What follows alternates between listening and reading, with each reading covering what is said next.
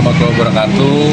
Nama saya Tatang Munanda, mahasiswa Prodi Hukum, kelas karyawan Universitas Muhammadiyah Kuningan. Kebetulan hari ini memenuhi kewajiban untuk UAS semester 1. Mengambil tema bisnis halal lebih dari sekedar bebas babi dan alkohol.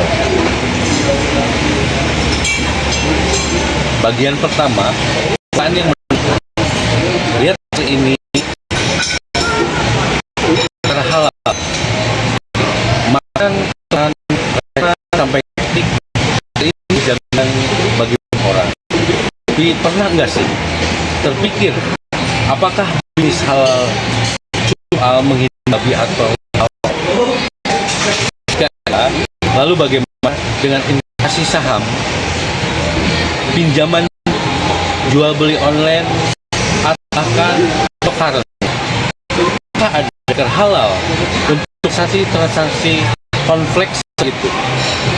Ternyata Islam konsep halal dalam muamalah atau transaksi itu jauh lebih dalam dan menarik. Ia dibangun di atas prinsip-prinsip keadilan, transparansi, dan tanggung jawab sosial. Di video ini kita akan bedah 3 prinsip utama yang menjadi fondasi bisnis halal, dan lihat bagaimana prinsip itu diterjemahkan dalam transaksi modern yang mungkin sehari-hari kita gunakan. Inti pembahasan, fondasi bisnis halal itu terdiri di atas 3 pilar besar. Kalau saja goyah, transaksi sudah tidak lagi sehat secara syariah. Mari kita bahas satu persatu. Yang pertama, anti riba atau bunga. Prinsip pertama dan paling kental, larangan riba sekedar bunga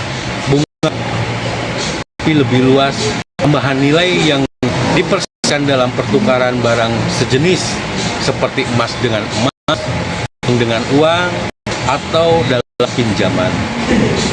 Inti kejaliman riba adalah kepastian untung di satu pihak terlepas risiko usaha, kontras dengan bagi hasil, profit sharing atau jual beli, dibagi hasil jika usaha rugi kedua pihak menanggung.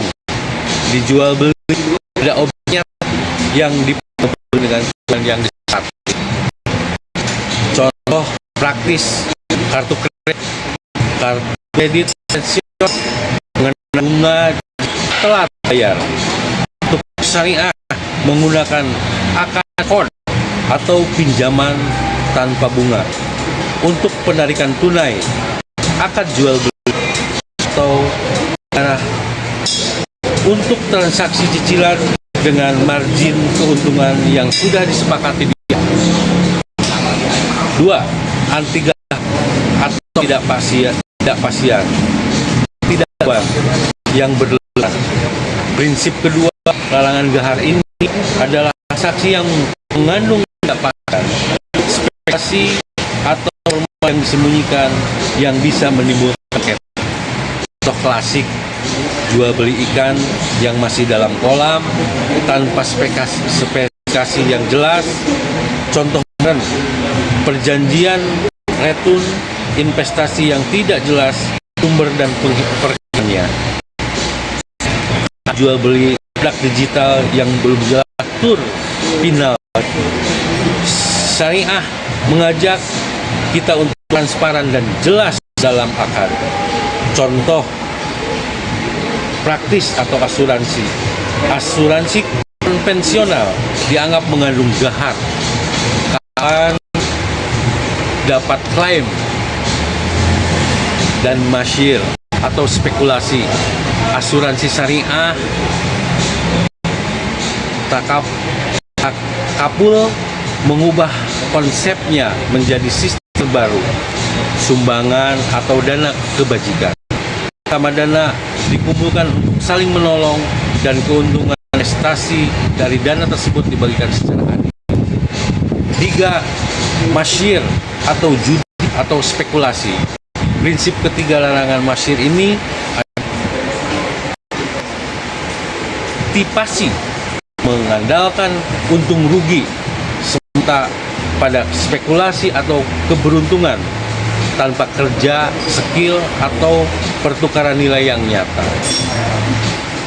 Badannya investasi syariah mewajibkan Anda tahu apa yang Anda beli. Misal, dalam perusahaan dengan usaha halal, ada underlying asetnya dan keuntungan datang dari bagi hasil usaha itu real. Judi atau spekulasi murni seperti forex tanpa underlying aset hanya mengandalkan naik turun harga. Ketiga prinsip ini anti riba, gahar, dan masyir bukan untuk membatasi, tapi justru melindungi dari eksploitasi, penipuan, dan budaya. Instant gain tanpa kerja, ia membangun ekonomi yang stabil dan berkesinambungan. Kesimpulan dan penutup. Jadi kesimpulannya, bisnis halal itu holistik. Ia dimulai dari halaman bahan baku atau halal zat, tetapi yang lebih penting adalah kehalalan proses transaksi. Demikian tema yang saya buat. Mohon segala kekurangannya. Wabillahi taufiq wal hidayah. Wassalamualaikum warahmatullahi wabarakatuh.